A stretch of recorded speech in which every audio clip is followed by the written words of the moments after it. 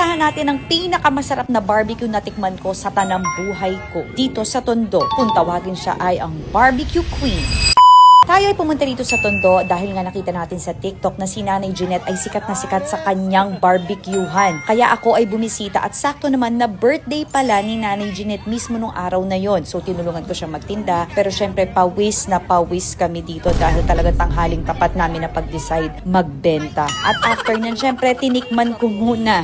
Yan ang pinaka-importante kaya pumunta rito. Kailangan kong tikman. At nung pagtikim ko ay wala. Talagang yun na. Doon ko na napatunayan na talagang sobrang sarap ng barbecue ni Nanay Jeanette. Ito ang pinakamasarap na barbecue at pinakamalasang na tikman ko barbecue sa tanang buhay ko. Siyempre tinikman ko rin ang hotdog ni Nanay Jeanette. Di mawawala ang hotdog. Masarap ang hotdog dahil doon sa secret sauce ni Nanay. Pero siyempre mas gusto ko pa rin yung hotdog ng asawa ko.